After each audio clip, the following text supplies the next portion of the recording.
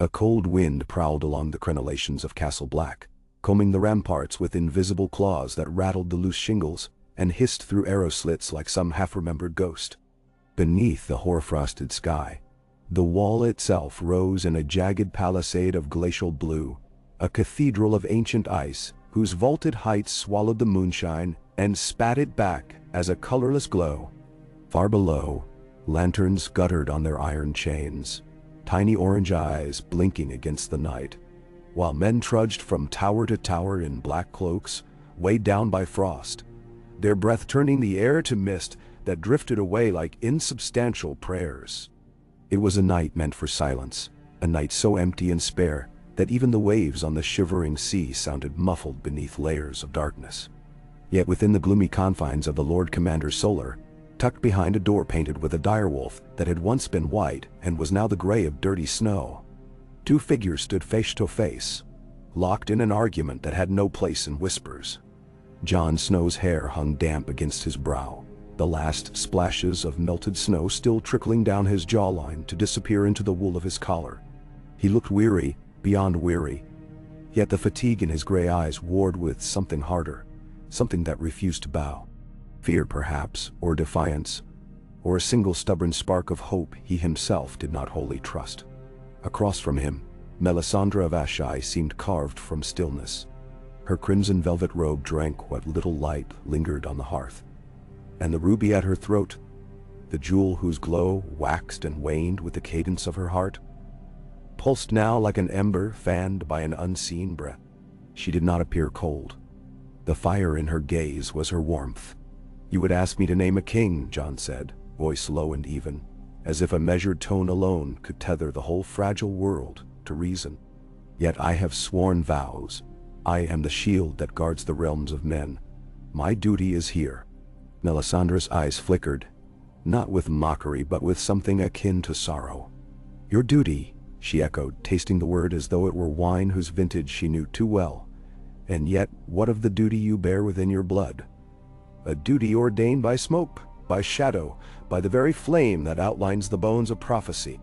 Jon turned away, restless. The solar felt suddenly smaller, as if the woman's presence consumed whatever space remained. He paced to the hearth and rested a gloved hand upon the stone mantel, letting sparks crackle beneath the iron grate. "I do not believe in prophecies," he murmured, though the words rang hollow even in his own ears. One could not walk the wall at night and hear the groaning ice without believing the world held secrets beyond reason. One could not stand in the silent company of a red priestess and remain untouched by the possibility of miracles. "You do not need faith," said Melisandre. "Faith is the province of the blind. What I offer you is light." She stepped forward, and Jon felt the heat of her even before her shadow swallowed half the chamber. Azor Ahai tempered Lightbringer in the heart of Nissa. But it was a blade for a different war, a different dawn. The darkness that comes again requires another forging, and for this, Lord Snow, you are chosen. Not Stannis, not any others you may set above yourself. You? Jon swallowed. The name Azor Ahai drifted through the chambers of his memory like a forgotten tune. He'd heard it once in Maester Aemon's croaking voice beneath the rookery rafters, and again on the lips of wildlings who had no words for it, save myths they half feared to keep alive. He cleared his throat. "I am no king. I hold no royal blood. I am the bastard of Winterfell, and now the Lord Commander of the Night's Watch." Melisandre tilted her head, raven hair sliding across her shoulders like midnight oil. "Blood is a riddle solved only by fire," she said. "Do you know all that flows in your veins, Jon Snow? I think not. And even were you born of kennel dirt and straw, the Lord of Light has made stranger vessels for his purpose. Now or nay." Jon felt an old anger stir. "And what would you have me do? Abandon the watch? Lead this army you promise will follow me? Southward, northward? Why? To crown myself in the ashes of men I swore to protect." She smiled, but it was a small, mournful smile. "First, I would have you survive," she whispered. She extended a hand, palm upturned, as though catching falling snowflakes. "Come with me now below the wall, to the place where shadows hide inside the earth's first darkness. There I will show you the forge. Not of anvil and hammer, but a flame older than the wall itself. Together we will summon the fire. Together we will shape Lightbringer, to be wielded by you alone. The night gathers, Jon Snow. Ice marches, and ice will not bend to common steel. No. For a heartbeat, Jon's thoughts scattered like ravens flushed from a rookery. The very notion of casting a new Lightbringer seemed like madness, a fable dredged from a child's dream. Yet across his mind's eye unrolled another image, the memory of Hardhome, of corpses rising where they had fallen, of blue-lit eyes glittering beneath dead brows, while living men screamed their last. Common steel had shattered that night. Even dragon glass had proven scarce and brittle. What weapon remained? If a sword of living fire could be wrought, could he refuse it? Could any man? Snow dusted the windows, powdered the sill. Outside, a horn sounded. One blast, a change of guard, nothing urgent. Yet Jon felt as if the wall itself had spoken. He pushed from the hearth and faced Melisandre fully. "You asked me to risk everything I am," he said. "No," she murmured. "I ask you to become everything you are." They left the solar without words. Ghost was waiting in the corridor, white fur luminous in the gloom, eyes redder than any ruby. The dire wolf padded along at Jon's heel, silent as snowfall. Down spiral steps they descended, the torches casting spears of light that chased them into the depths. Jon's boots echoed against stone chipped by centuries of boot heels, until the corridor turned to a tunnel carved through the blackish base of the wall itself. Here, the air grew colder still, each breath a pain in the lungs. Yet beneath the frost Jon smelled something faint and improbable. The tang of sulfur, the scent of charred wood. Heat, lurking where no heat should dwell. Melisandre halted before a doorway he had never seen. No lantern hung beside it. No sigil adorned the lintel. Only a smooth expanse of ice that shimmered like polished obsidian. She laid her palm upon it. The ruby at her throat flared crimson. Slowly, the ice withdrew, receding as if melting from within, until an archway yawned black before them. At once Ghost growled, a deep rumble vibrating through the chill. Jon placed a calming hand on the wolf's ruff. "Easy," he whispered, though the hairs at his own neck stood rigid. He crossed the threshold after Melisandre. The tunnel beyond curved downward, lit by a sullen glow that pulsed in rhythm with his heartbeat. The walls twitched with veins of orange fire trapped inside translucent ice, like lightning frozen mid-flash. They emerged into a cavern, its ceiling soared high enough to swallow dungeons, its floor lost in pools of shadows. In the center stood an altar of black stone, veined with crimson like blood entwined in marble. Upon it lay a sword blank as a new moon, forged of metal so dark it denied the torchlight rather than reflected it. But beneath that darkness simmered a faint embershine, waiting to awaken. Jon stepped forward as though compelled. Heat radiated from the blade in waves that did not burn the skin, but seemed to burn the soul, searing away hesitation until only fierce purpose remained. His breath came faster. He remembered the feel of Longclaw's hilt in his hand, Valyrian steel, gift of Jor Mormont, symbol of a heritage half denied yet never renounced, and found it suddenly wanting. This sword was more than metal. It was promise incarnate. Melisandre's voice drifted from somewhere behind him. "Not yet," she said. "A sword is but an empty channel until blood fills its name. Lightbringer must drink heat, and heat is born in sacrifice." Jon turned. "You told me you would forge it." "I will," she answered. "But the forging is not done by a smith's hammer. It is done by will, by soul, by the mingling of that which must die with that which must live." She extended a dagger, narrow and silver, its point gleaming like frozen starlight. "Your palm," she whispered, "and mine." Jon hesitated. The memories returned. Ygritte dying in his arms while arrows flew, Corin Halfhand coughing up blood on snow, Robb's banner trampled in the twins' hall. He had seen what sacrifice asked, and what it cost. Yet he reached out. Melisandre took his hand in hers. The dagger whispered between their flesh.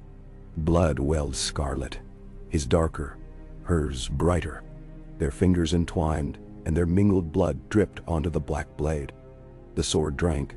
Scarlet vines spidered across the dark metal, brightening, quickening. Heat surged, pulsing up the hilt, spilling into the air. John gasped as warmth flooded his skin, an impossible heat that did not sear but suffused him with raw, luminous energy. The cavern's walls glowed, ice-absorbing fire until crystals refracted orange light in 1,000 directions. Ghost howled, a sound that echoed like a lonely horn on a battlefield. Melisandre began to chant. Her words were not of Westeros, but of ash and distant stars. They slipped through the air like sparks, finding home in the sword's awakening blaze. John felt his knees weaken, not from pain but from the sheer immensity of the power knitting itself to his blood. Visions flickered at the edge of sight. A city of towers shimmering beneath a red sun, a weeping girl cradling a broken sword, a great white bear roaring beneath black auroras, a field of ice flowers blazing beneath dragonfire. The images came and went in an instant, leaving their afterimage burned on the marrow of his bones. Then the fire erupted. Lightbringer screamed with light. Flame billowed from its edges, a living halo that roared yet did not consume. John staggered back, arm raised. The heat was extraordinary, yet it kissed rather than scorched, as though recognizing its own. The blade had changed. What had been black as void now blazed molten gold, veins of dawn rippling beneath a skin of liquid steel. He heard the sword's song, the hum of a newly hatched thing tasting wind for the first time. Melisandre released his hand. The cut on her palm had sealed, leaving only a faint red thread. "Take it," she said, voice trembling with awe she seldom allowed. "Claim what was forged for you, and you alone." John reached. The moment his fingers closed around the hilt, flame leapt in greeting, spiraling up his arm in flowering ribbons of light that left no mark. The sword felt alive, as though a heart beat within its core in rhythm with his own. For the span of one breath, he wanted to drop it out of sheer terror at its aliveness. But terror blurred into wonder, wonder into resolve. He lifted the sword high. Light burst splashed across the cavern, blazing against the ice until the walls shivered. Snowmelt hissed from high ledges, dripping like tears. Ghost crouched, ears flat, yet his eyes watched John with something like fierce devotion. "It is done," Melisandre whispered. "Lightbringer lives again." John lowered the sword. The flames dimmed but did not extinguish, now a steady golden glow that sheathed the blade. He felt changed. Not stronger, no, something deeper. As though a door had opened within him that would never close again. The sword's heat settled like coals beneath his ribs, an internal forge blazing with hidden purpose. He thought of the vows he had sworn, the wall he had labored upon, the brothers he had led. He thought of the White Walkers rising beyond the farthest trees, and of the living who did not yet believe their doom. "Will the Watch accept this?" he asked quietly. Melisandre's eyes gleamed. "The Watch will accept victory when death comes for them," she replied. "And the living will follow the sword that burns back darkness." John shook his head. "A sword does not make a king." "No," she agreed. "But a king must wield a sword the darkness fears. Whether you style yourself Lord Commander or lowly bastard, the fire sees what men pretend not to." Somewhere far above, the horn sounded again, twice this time, hunters returning. John imagined ordinary men stamping snow from their boots, laughing, cursing the cold, unaware that beneath their feet a miracle had woken. He looked at his palms. The cut had sealed on him as well, though a faint glow lingered under the skin, thread-like embers mapping the lines of fate. "I must return," he said. "My brothers will need me. They will need Lightbringer more," Melisandre answered. "Take it to them. Let them see. Let the wall see. Let the dead see." John slid the sword into the sheath she offered. Black leather, etched with runes that drank the light. Flames snuffed at once, yet he felt it banked, but not gone, awaiting his call. Ghost pressed against his thigh, tail sweeping the ice floor. Melisandre turned away to the altar. In the sword's aftermath, shadows had returned to flicker on the cavern walls like black banners in an unfelt wind. But John lingered. He watched her draw a circle of ash around the altar, watched her kneel and place both hands on the stone. Her lips moved, forming words he could not hear, and for the briefest second, he thought he saw her shoulders shudder, as though the weight of the ritual had exacted a toll even she had not foreseen. He stepped forward. "What sacrifice was demanded?" he asked softly. Melisandre did not look up, yet her voice carried the ache of twilight. Every forging leaves a wound upon the world, a wound that must be answered later, in blood or in tears. I cannot yet say which. Nandior. Joan's throat tightened. He lay a hand on the hilt at his side, a promise, a burden. "If blood is asked, let it be mine." She rose, turning at last. Fire danced in her ruby, but her eyes were tired. "Perhaps," she murmured. "Or perhaps the sword will ask more than one man can give." He said no more. Together, they retraced their steps through the pulsing tunnel, up the spiral stairs, past torchlit corridors, where the scent of wood smoke replaced the sulfur memory of the forge. At the top landing, Melisandre paused beside an arched window. Snow drifted sideways across the view, but the sky beyond was clearing, revealing a curve of pale moon. She laid a hand on the stone sill, fingers white against black granite. "What did you see when the sword lit?"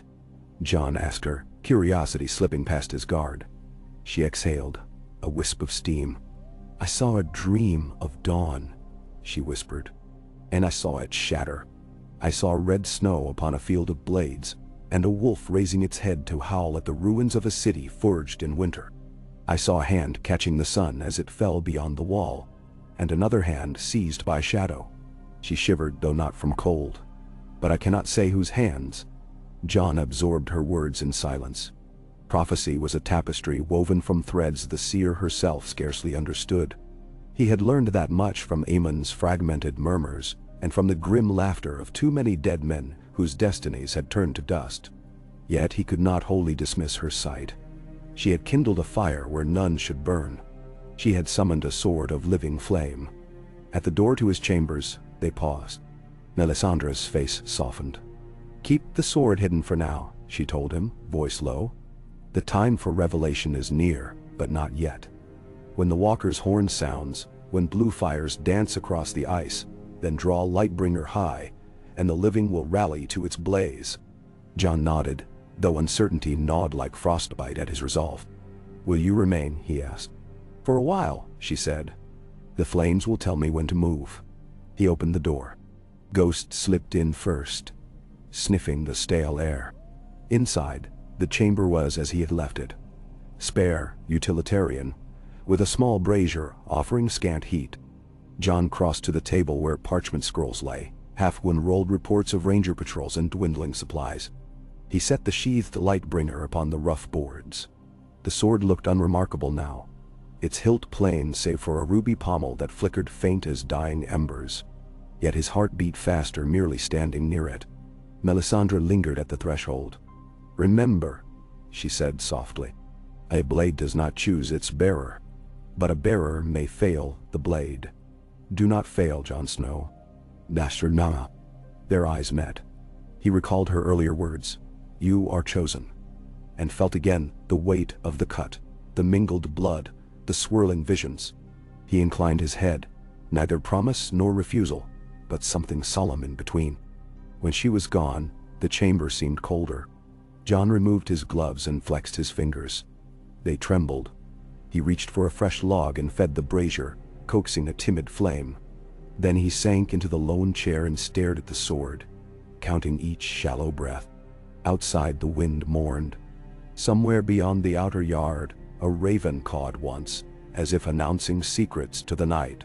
Time slipped. Minutes, perhaps hours, he could not be sure. Eventually he rose, unbuckled Longclaw from his belt, and laid it beside Lightbringer.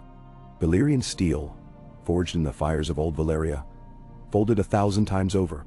The wolf's head pommel glinted in the firelight, silver and proud. He ran a finger along the fuller, feeling the subtle ripples, thinking of the battles fought with it.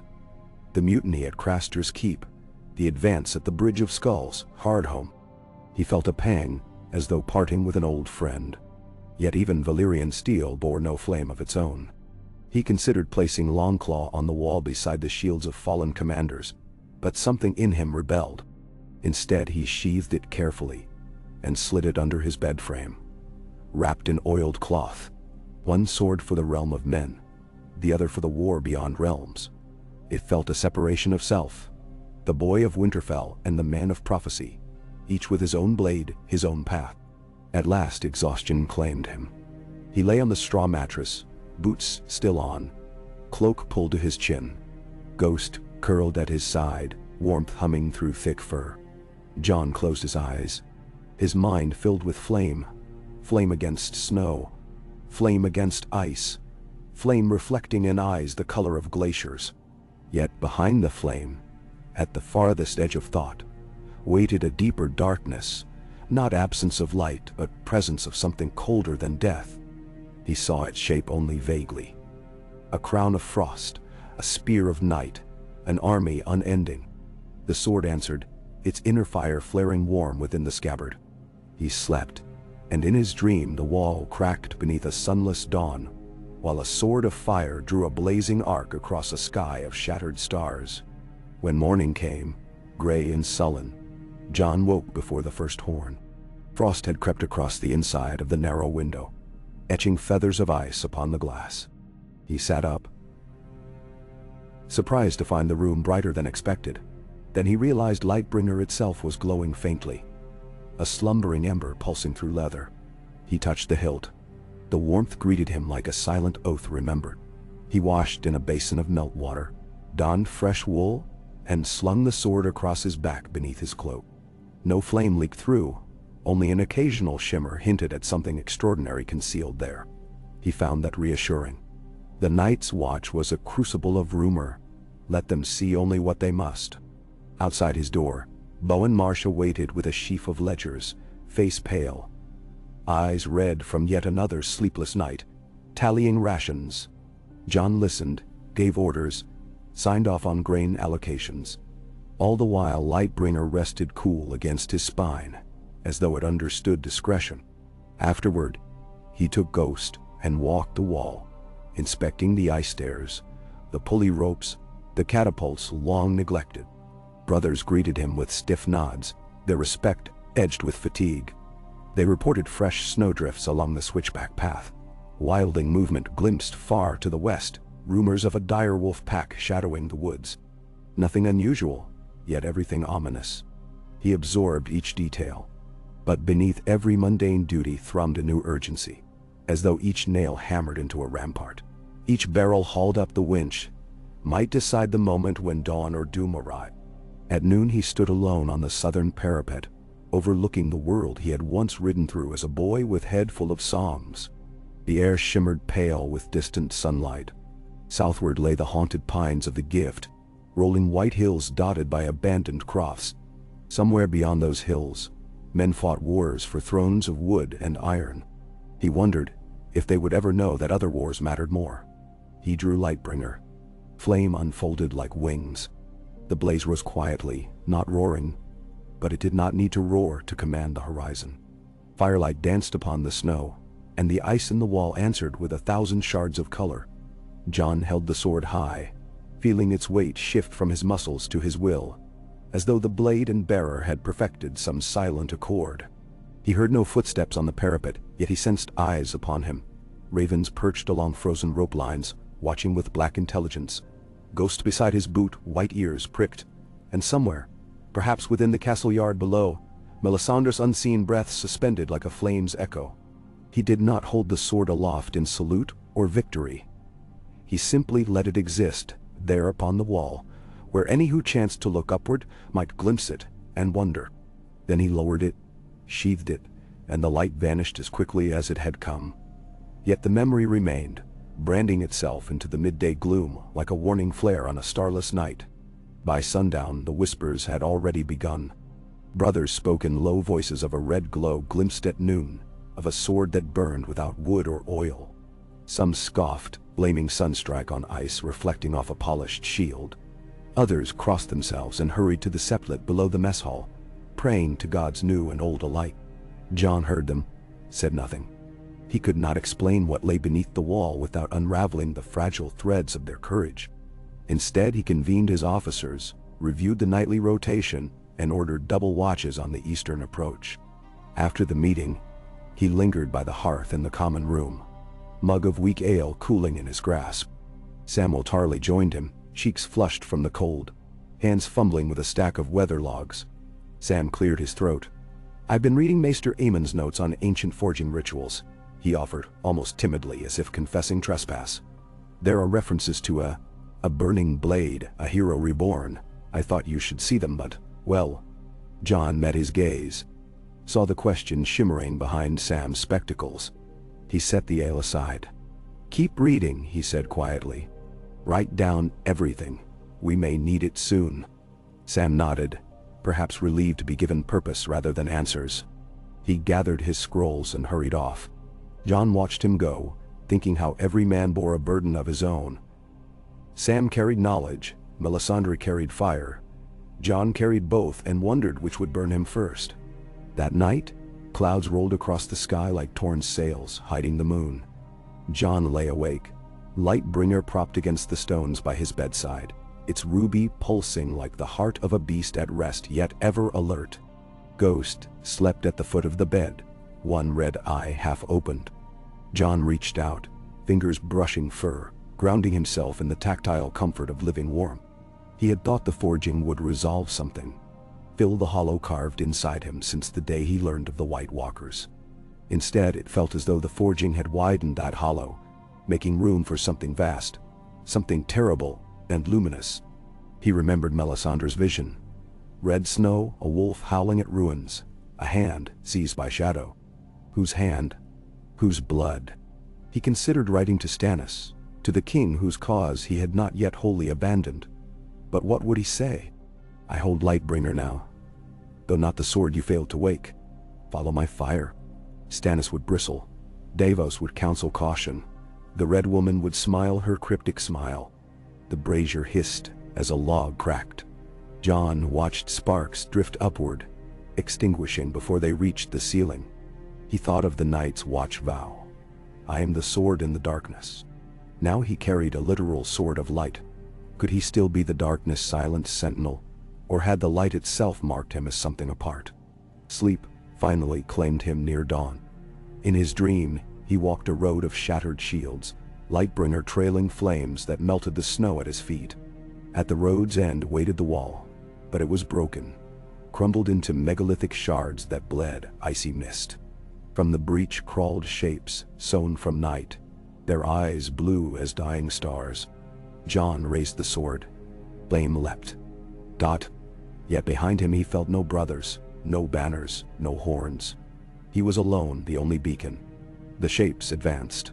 He woke sweating, hand clamped around the hilt. Lightbringer glowed hot, as though the dream had summoned real embers from its core. He rose, crossed to the window. Gray dawn stained the sky, hinting at snow.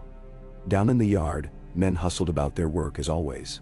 Yet beyond the wall, far across the wilderness, he thought he glimpsed a flicker of blue amid the trees, like distant lightning. It vanished at once, perhaps a trick of half-risen sun. Still, his pulse raced. He dressed and descended to the yard. He found Dolorous Ed, tasked him with readying a scouting party of his best rangers, and sent them west along the foothills. "Look for signs of movement," he said. "Unnatural tracks, white shadows. If you see blue eyes in the dark, do not engage. Ride hard for home?"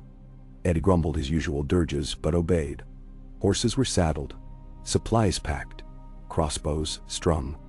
John watched them depart through the open gate, hooves muffled in snow. He stood until they vanished into the pale tree line, Lightbringer warm under his cloak, like a second heartbeat. Melisandre appeared beside him, quiet as falling ash. "The sword grows restless," she said, voice soft as silk. "It knows what approaches." John did not look at her. "So do I." She sighed, almost gently. "The dawn is neither swift nor kind. It will ask more of you than you can imagine." He turned then, eyes like storm clouds. "I can imagine a great deal," he said. "Tell me." Will it ask the lives of my brothers? My friends? Will it ask theirs before it asks mine? The Lord of Light chooses whom he chooses, said Melisandre. Expression unreadable. But know this. Each life given in fire feeds the blaze that may yet save the world. Jon flexed his gloved hand, recalling the cut that had sealed without scar. He wondered whose blood would seal the next rent in fate. If the world survives, but at the cost of every life worth living, what victory is that? Melisandre's eyes flickered, reflecting flame that was not there. A dawn survives, she replied simply. And from dawn, life springs anew. He said no more. Somewhere inside him a chasm opened, and inside that chasm lived a single note of fierce, unyielding resolve. He would wield the sword against death, yes, but he would also wield it against despair itself. He would carve a path through prophecy free of needless sacrifice, if such a path existed. Lightbringer blazed faint, as if it heard him and approved. The day wore on. Ravens arrived from Shadow Tower bearing grim tidings. White sighted at Oakenshield, patrolmen lost. Jon dispatched riders, fortified positions, drilled archers. Each decision felt heavier than the last, yet each time his hand brushed the sword hilt. Weight shifted into certainty. He wondered if this was the blade's allure, offering conviction where doubt had lived, as though flame could cauterize the wound of fear. But as sunset bled across the sky in streaks of red and violet, Jon Snow climbed once more to the top of the wall. He carried Lightbringer naked in his fist, flame weaving around steel. He stood alone at the icy edge, wind screaming, frost bursting against his cheeks. Blue twilight pooled across the haunted forest. Somewhere in that shadowy sea of trunks, pale shapes moved. He could almost feel their gaze, cold as knives. He raised the sword, and its fire answered the dying sun, bright enough that even brothers below craned their necks to stare. The blade's glow washed across the vast plain of snow, painting the ice with molten reflections. Jon felt the darkness recoil. For a moment, the wind fell silent, as though the world itself held breath. Then from far beyond the tree line the answer came, a horn blast. Long, mournful, distant, yet unmistakable, echoing across the night. A horn of the dead. Jon's grip tightened. The sword's flame lengthened, roaring higher, hungry, eager. He stood unmarred by fear, feeling instead the cool clarity of purpose settle upon him like fresh snow. He would not abandon his vows. He would not forsake the living. He would not accept despair. He was the sword in the darkness, the light that burned against night. And if the darkness came for him, he would meet it with fire born beneath the wall, forged in blood, tempered in will, wielded by a bastard who had chosen to be more than destiny. He lowered the sword until its tip kissed the ice, and the fire licked outward, etching a thin glowing line that hissed and smoked. The wall itself seemed to tremble, acknowledging the blade. Jon Snow drew a breath that felt like the first breath of a new age. Somewhere behind him, footsteps approached, and voices rose. Brothers readying weapons, men calling for lanterns, the night quickening to alarm. He did not turn, not yet. He let the flame burn, steady and bright, holding the night at bay, announcing to every watching eye, living or dead, that light had returned to the wall, and light would not surrender again. And in that moment, high above a world balanced on the cusp of twilight, Jon Snow understood that forging a sword had been the simplest task. Keeping its fire alive, within steel, within men, within himself, would be the truest test. Yet as Lightbringer blazed in his hand, warmth surging like a tide beneath skin and stone, he believed, if only for that fragile span between one heartbeat and the next, that the test could be won. Okay. Vietinma. A hush swept over Castle Black in the wake of the distant horn. The sort of hush that gathers only when every living soul is listening for the next breath of the world. Jon descended the ice stair with Lightbringer curtained beneath his cloak, the sheath still hot, the leather singing faintly where flame licked against its seams. Men parted before him on instinct, their faces pale as drift snow, eyes following the impossible glow that haloed his shoulders and faded whenever he turned. He said nothing. Words would scatter what little composure remained. Instead, he moved among them like a still point in a maelstrom, letting their fear break upon him and roll away. In the bailey, a fire pit crackled, throwing orange shards of light across black timbers. John halted there, watching sparks ascend, carried aloft by the breath of the flames. The sight steadied him, reminded him of Longclaw's first kill, of the night white fangs met blue eyes under a sky of dying stars. He unpinned his cloak, shrugged it aside, and drew the sword. Light erupted in the courtyard. Brothers flinched, blinded. Ravens in the rookery above clattered their wings. The glow painted the snow crimson gold, sculpting every frost-rimmed nail and cobble into molten shapes. Ghost growled a low warning beside John, though whether at the sword or the terror in the air, John could not tell. He raised the blade high. "We stand," he said, voice surprisingly calm. Heat wavered around every word. "Whatever walks beneath that horn comes for us first. But it will find the wall holds fire as well as ice." Bowen Marsh pushed forward, cheeks ruddy, beard rimed with hoarfrost. Fear and defiance mingled in his eyes. "What sorcery is this? A flaming sword? Some trickery from the Red Woman?" "No trick," said John. "Touch it." He meant the challenge. Marsh hesitated, swallowed, reached out one trembling finger. It came near the blaze and recoiled at once, flesh smarting without blistering. Marsh shoved his hand beneath his arm, staring. Pip laughed, too loudly, too sharply. But laughter cracked dread like ice underfoot. Others joined him, desperate, relieved, their nerves spilling sound. Tension loosened a notch. John lowered Lightbringer, angling it toward the pit.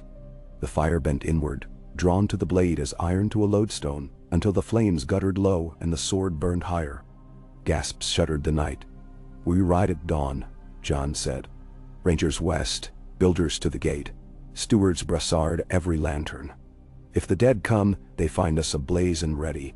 Someone asked how many torches to stock. Another muttered of dragonglass caches. "Too few, too brittle." John answered each in turn, measured, steady. The sword did more than glow.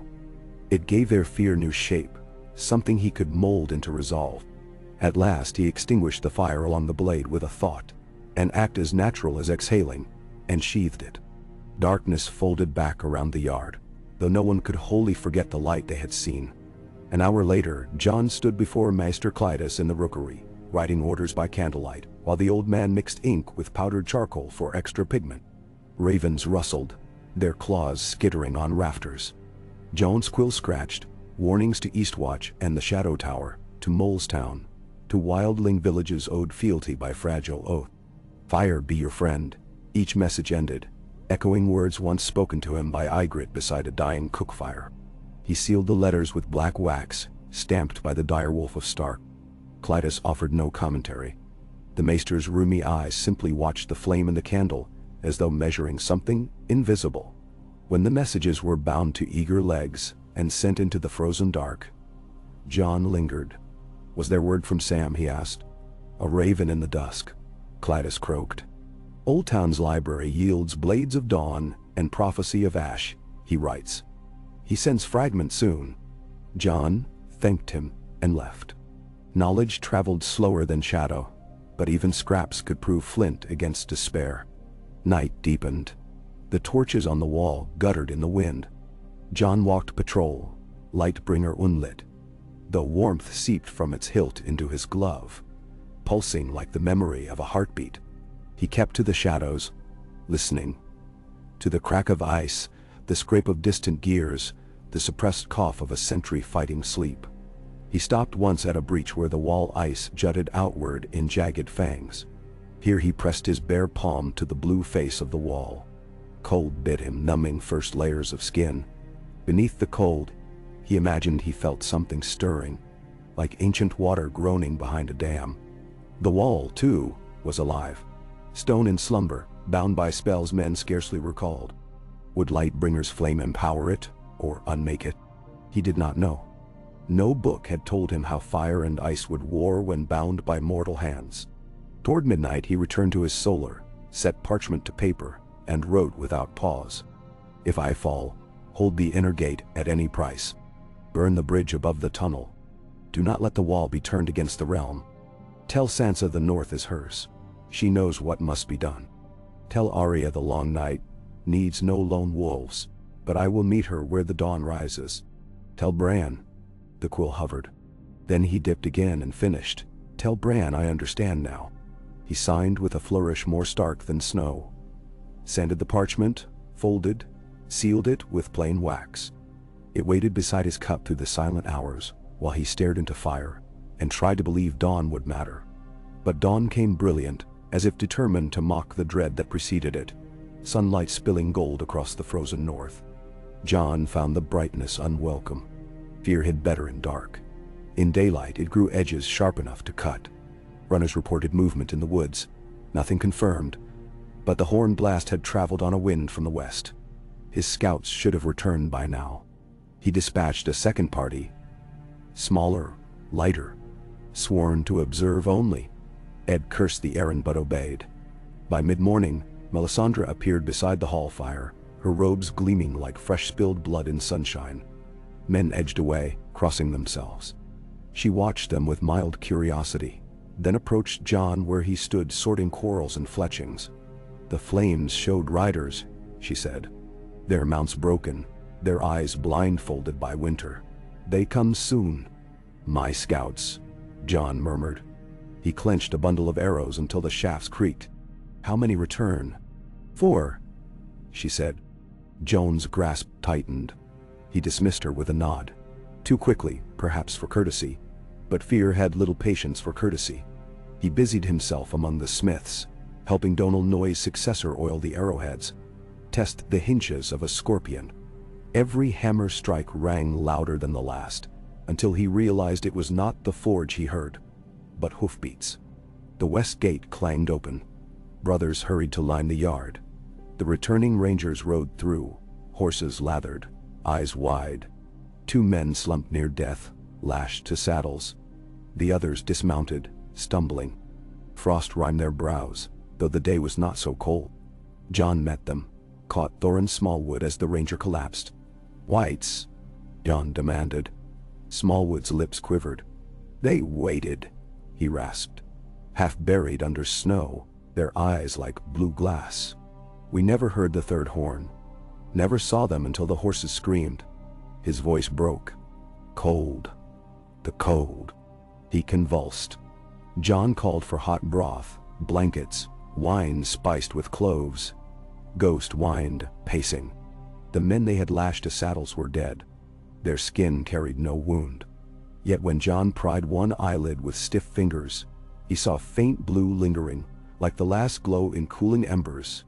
He ordered immediate burning. The stewards hesitated but obeyed when Lightbringer flashed in his fist. They built a pyre outside the inner gate. Wood was scarce, yet no one argued.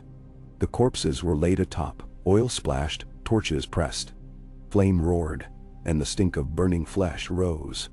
Snowflakes spiraled, melting before the heat.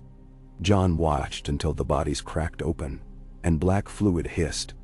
Only then did he turn away. Wordless grief heavy in his gut, he climbed to his solar. Bowen Marsh followed, face gray. "The men are afraid," Marsh said. "They whisper that the wall no longer protects us. That steel gate or ice cannot bar what comes by storm." Jon poured water into 2 cups. Water was all he could bear. Fear's honest. But fear can be bound to purpose. I need their purpose. Nah. Marsh accepted the cup, but did not drink. "We held this fortress for 8,000 years with ordinary steel and the oath. Now you carry sorcery at your waist, and the Red Woman stalks our halls. Men no longer know which oath they keep." Jon bristled. "The only oath that matters is the shield we raise for the living." Marsh's eyes flicked to the sword hilt. "And if that shield becomes a blade, then it is a blade wielded for them," Jon snapped. "Not against." Marsh debated a moment, then bowed stiffly and left. Jon zagged onto the bench, rubbing his eyes. He wished he had Maester Aemon's guidance, or even Jor Mormont's raw iron steadiness. Yet all the old shepherds were gone, leaving the runt wolf to mind the flock. Twilight deepened, Clouds thickened, smothering the setting sun, turning the day to dusk hours early. Snow fell, a dry, whispering snow that seemed to carry splinters of glass. John watched it swirl between buildings, coating fresh ash on the pyre. Ghost stalked beside him, hackles bristling. As the last patrol changed shifts, the air tasted strange, an acrid hint of lightning, though no storm rumbled. John felt Lightbringer pulse. He went to the wall, ascending the switchback stair 2 steps at a time. Atop the parapet, he saw the forest stretching west, a black silhouette under a sky bruised purple. Between the trees moved pale threads, glimpses only. A glimmer of frost-rimmed armor, a stray flicker of azure. The others marched in silence, but their presence hummed against his teeth, like steel on stone. He signaled the trumpeter. 2 blasts rang out. Rangers return, though none did. And then 3, the signal of the dead. Panic flared below. Bells clanged. Men surged to posts. Fire sprang alive across ramparts. Lightbringer slid free. Its fire leapt like a wolf unchained. John planted himself above the inner gate, sword held high. The flame's glow rippled over the wall's icy face, refracting into an aurora of gold and scarlet. In the courtyard, archers gaped, forgetting knocked arrows. Builders froze mid-hammer. Wildlings muttered of sorcerers. John shouted to them, voice carrying above the rising wail of wind.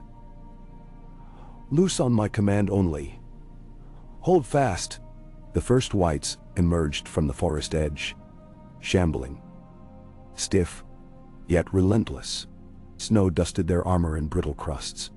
They climbed not the switchbacks nor the ladders. They advanced on the main gate, steel-bound oak thick as a wagon bed. John knew wood would splinter. He turned. Scorpion crews. Great bolts hissed from the heights, slamming into the yard outside, skewering 2, 3, 4 corpses that continued writhing even as shafts pinned them to earth. Wildlings atop the ring wall lobbed torches, but few reached. The dead pressed on, driven by a will unseen. Then the others appeared. 3 riders gliding between trees on gaunt horses, armor mirroring starlight. Their swords were thin and milky, alive with frost. John felt their gaze like needles. They halted midway across the clearing, watching. Lightbringer blazed brighter. Its heat wrapped John in a cloak of molten air. He felt the sword guide his arm, raising, pointing. A pulse erupted down the blade. Then a spear of white-hot flame hurled outward, arcing from the tip in a torrent of hissing energy. It struck the snow before one rider. Ice exploded, a geyser of steam and shards. The other's horse reared, shrieking. The rider wheeled away, unnatural grace in the movement. Shouts rose from the wall. Astonishment. Awe. John scarcely believed it himself. He had not willed that bolt. The sword had merely answered threat with fury. He steadied his breathing, fear mingling now with exhilaration. Below, the dead pressed upon the gate. Builders poured oil through murder holes and let it fall in slick sheets, but flame would not light upon the snow-slick wood. John bared his teeth. He leapt onto the stairway, descending in hammering strides. Brothers scattered aside as he strode to the gatehouse. Within, the mechanism groaned under strain. The dead battering in uneven rhythm, bones and makeshift ram. "Open to me!" John shouted. Guards stared, aghast. He repeated, "Open the wicket, one man's breadth." They fumbled at bars, swung a narrow door inward. John stepped through. Ghost slipped like a white shadow under his arm. Outside, the press of whites parted by inches, startled by sudden light. John advanced, sword a searing banner. Heat rolled from him, shoving back cold mist. Whites hissed, ice cracking across their blackened lips. They raised rusty blades, axes, broken spears. John slashed. Light poured from the cut, a fan of incandescence. The first rank vaporized, charred snow swirling upward.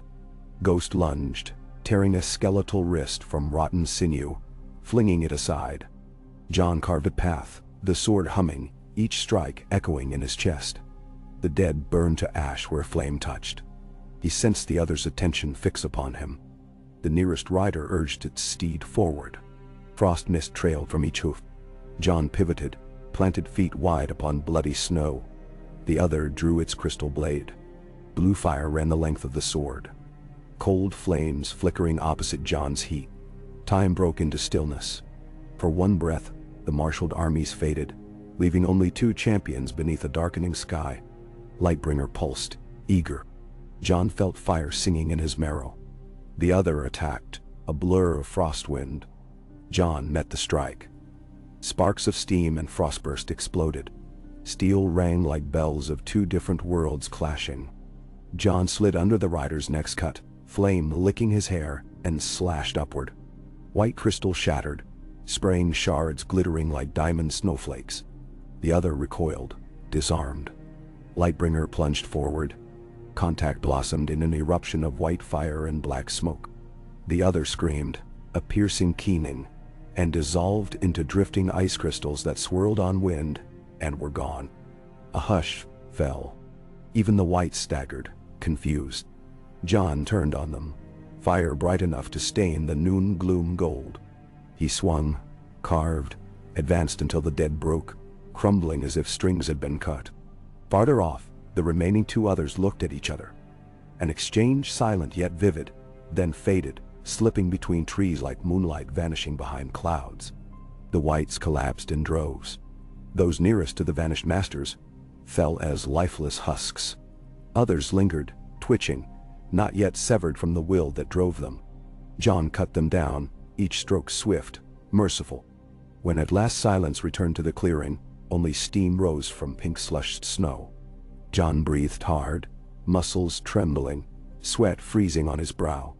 Lightbringer's heat shielded him from frostbite, yet exhaustion bled through awe. He faced the open gate. Brothers stared, crossbows slack, mouths wide. Jon wiped soot from his cheek, sheathed the sword. Flames winked out, leaving winter's bite sudden and stark. He shivered, realized his hair was rimed with his own breath. "Close the gate," he said. His voice rasped. Men scrambled. When the great doors clanged shut, the noise echoed like a punctuation mark upon the end of fear. Inside, they hailed him, some with cheers stiffened by shock, others with silent bows. Jon ignored the adulation. He strode to the nearest barrel of water, plunged his arms to the elbow, hissed at the chill. Steam rose. He scrubbed grime from skin. Ed met him, eyes wide with something bordering reverence. "We've stories enough for 10 lifetimes," he muttered, voice half broken. Jon shook his head. "Stories once save us, the others will come again, and in greater strength, after what they just saw." Pip blurted. "Their fear is not as ours," Jon said. He felt that truth deep as bone. "They measure in centuries. When they return, they will study the fire, as we might study a foe's walls. They will seek a way to quench it." The yard bustled, corpses hauled to pyres, wounded borne to infirmary, men racing to mend shattered parapets. Jon moved among them, lending hands, tying bandages, murmuring quiet courage. Lightbringer remained sheathed. Its work was done for now. Yet he sensed it listening through the leather, like a hound awaiting next command. Dusk all. Smoke drifted above the walls and gray banners. Jon met with his officers in the mess, mapping the attack. They marked where the others stood, where whites advanced, where flame faltered. "Patterns," Jon insisted, stabbing the charcoal at the parchment. "They test our response. Next time they may strike the east gate or climb the wall directly." "No. It's our name." Evil. Gren argued they could never scale such height. Jon reminded him the dead cared little for pain or fall. They ringed the passages where an avalanche might be triggered, rigged barrels of lamp oil along the switchbacks, readied more scorpion quarrels tipped with dragonglass shards. After the meeting, Jon slipped away to the frost garden between King's Road Tower and Hardin's. Snow lay unbroken, save fox tracks. He knelt, resting his back against frozen stone, Lightbringer across his knees. The sword glowed faintly, warm as memory. He closed his eyes. In the dark behind lids he saw again the other's frostblade shatter like spun sugar in fire. He saw whites turning to ash. Triumph glimmered, but dread overshadowed it. Victory tasted hollow when he imagined the cost to come. The lives he might not save. He recalled Melisandre murmuring of wounds on the world that must be answered in blood or tears. He wondered which payment had begun tonight. Footsteps crunched. Melisandre appeared, folds of crimson catching moonlight. She said nothing, merely looked at him as though reading lines on his soul. At length she seated herself upon the snow opposite, legs tucked beneath. "You have felt the sword's true fury," she said. "I felt its hunger," Jon replied softly. "All flames hunger," she said. "Even the sun must feed itself on breath of gods. But hunger is not evil. Hunger is life seeking to endure." Jon considered. Will the flames ever be sated? Only when darkness is gone. Or when light has nothing left to burn. She gestured at the wall towering behind him, aglow with ghost moon. "You saw them flee. Fire is their bane. Yours is the hand that wields renewed dawn." "Nam." Jon brushed frost from the hilt. "If dawn demands pyres for every one of my brothers, I'll have none of it." "The choice may not be yours," she warned. "The Lord's designs weave beyond mortal threads." Jon looked up, meeting her gaze, unconvinced by talk of predestination. "Threads can be cut." She almost smiled. "But the cutting may unravel more than you intend." They sat in silence, wind whining across embrasures. Finally Melisandre tilted her head, listening inwardly. "They gather," she whispered. "Far to the north, at the source of endless night. Thousands. 10,000s. An army white as the moon. Your sword burned a handful. The darkness holds legions." Jon felt cold seep through the sword's warmth. "What would you have me do?" "Ride out," she said. "Strike before they are ready. Carry the dawn to their cradle, as Azor Ahai carried flame into the heart of night." Jon imagined leading 100 black cloaks into that abyss. He imagined the walls stripped of defenders, wildlings and bannermen left to winter's mercy. "I cannot abandon this fortress," he said. "Not until allies arrive. We need the North, Winterfell's levies, Carholds, the Glovers. We need dragons if rumor speaks true of the East. Even Stannis holds fewer men than snowflakes falling tonight." "Stannis broods upon the wall's shadow," she said. "But his fires burn low. The true king's war lies in the south. The war of the dawn lies in your hands alone." Jon's jaw tightened. Duty. Duty. Honor. Undor. Boundaries of vows. They tangled around him like chains of ice. He rose, sheathing the sword. "I will defend the living where I stand," he said. "If you see another path, show it. But I will not gamble the wall on prophecy's word alone." Then her. Melisandre's ruby let out a breath pulse of crimson. "Very well," she said, rising in turn. "Then I shall seek the shape of your defense. The flames will teach me." She turned, and snow swallowed her steps. Jon watched until red trailed into night. He returned to his quarters, weary past thought. Ghost leaped onto the bed, circling. Jon slumped in the chair, tugged off gloves. His palm glowed faint, the healed cut tracing twin lines like a comet scar. He flexed fingers. Sleep beckoned, but his mind churned. He fetched fresh parchment. He wrote to Sansa again. Fewer words, more heart, urging her to rally the North, to send grain, men, smiths. He wrote to Stannis. "Wall assaulted, flaming sword turned whites. Your cause bound to ice and fire alike. Come." Then to Tormund Giantsbane, who camped half a day south with 1,000 wildlings. "My brother, the dead advance. Their magic flees flame. Stand with me and burn bright." Lastly, to Daenerys Targaryen. Though he had never met nor seen her seal, only rumors of dragons across the narrow sea. He felt foolish, yet he wrote, "If dragons live, the wall must have their fire." He signed, "Lord Commander of the Night's Watch," seal of Stark Direwolf pressed in black wax. Ravens would fly at first light. Exhaustion fell upon him like snowfall. He collapsed onto the bed fully dressed. Ghosts curled tight against his ribs. Lightbringer leaned where moonlight kissed the ruby. Its glow dimmed, as if resting too. John drifted into dreams where warm dawn spilled over ridges and drove night into valleys deep as graves, and where a sword of fire snapped in two, extinguishing all illumination in one stuttering gasp. But he woke before the candle died, heart hammering. Another dawn, hueless and worn, peeled over the rim of world. He rose, drank water, splashed his face. Taut voices outside drew him. A rider from Eastwatch had arrived half-frozen, telling of wights upon the shivering sea, walking straight from the depths, hair hung with seaweed, crusted by salt ice. John sent healers, then demanded details. The rider could only babble of black shapes bobbing in surf before they climbed the pier and slaughtered 2 men. By noon, ravens returned. Winterfell pledged 200 men, Carhold 50 bows, Deepwood Mott nothing. Wooden walls besieged by Bolton men. John ground teeth, penned replies, begged haste. Stannis' answer had not yet come. A biting wind blew from the east all day, plastering snow across ramparts.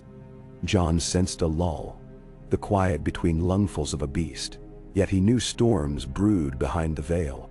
He ordered, drilling through the daylight hours. Brothers complained. He answered with sword flashes of demonstration that left no doubt. They formed shield walls, practiced torch lines, rehearsed retreat to inner yard. He made them repeat until footwork imprinted on ice. Night was coal black, stormless, starless. John stood watch with Dolorous Ed on the outer parapet. They said little. Words froze before breath finished shaping them. On the second hour, Ghost stiffened, nose high. John followed the wolf's stare toward the distant forest. Nothing moved. Yet he felt it too. A pressure, subtle as tide.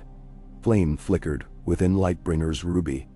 John wrapped fingers around the hilt, ready.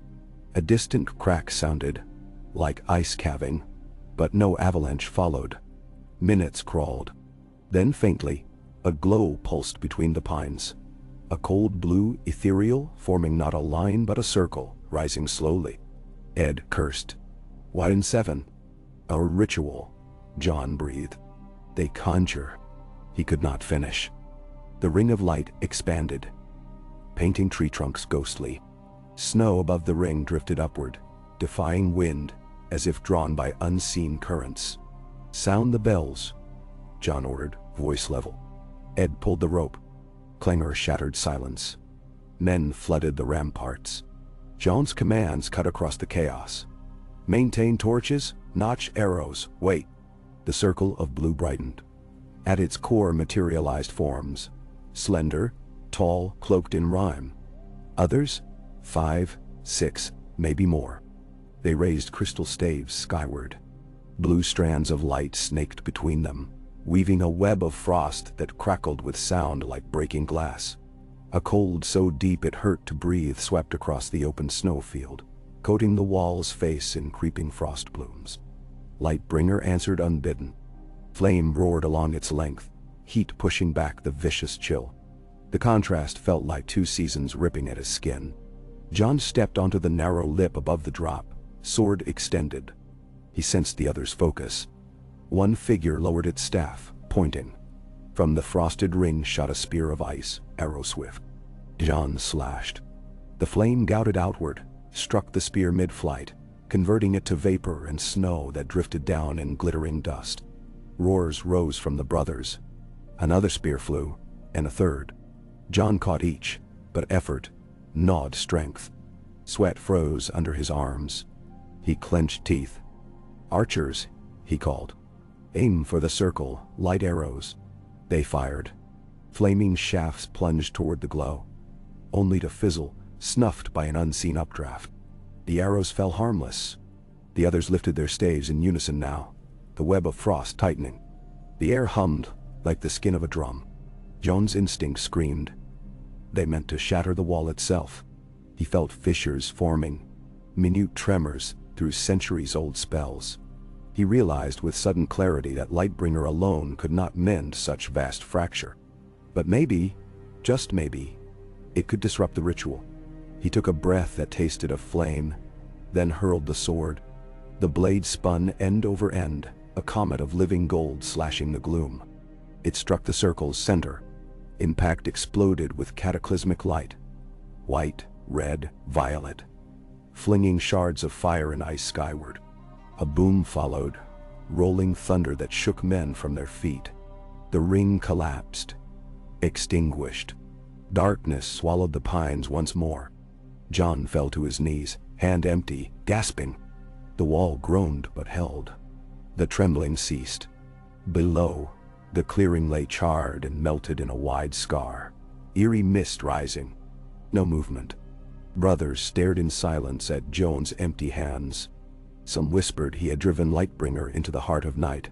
Others wept in relief. John stood, legs trembling. Dread sank claws into his gut.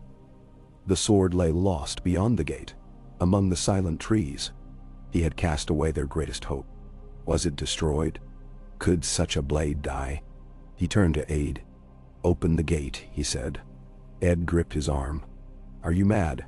You'll not come back." "I must," John said. "The fire is not extinguished. It waits." He knew it as surely as he knew his own name. Marsh arrived, protesting. John silenced him with a look. "Hold until dawn. If I do not return, seal the wall with every fire you can muster." He donned boiled leather, slung a dragon-glass dagger at his waist, mounted a bay horse, and rode out with Ghost racing ahead. The gate slammed behind him. Snow muffled sound. The clearing steamed where magic had met ignition.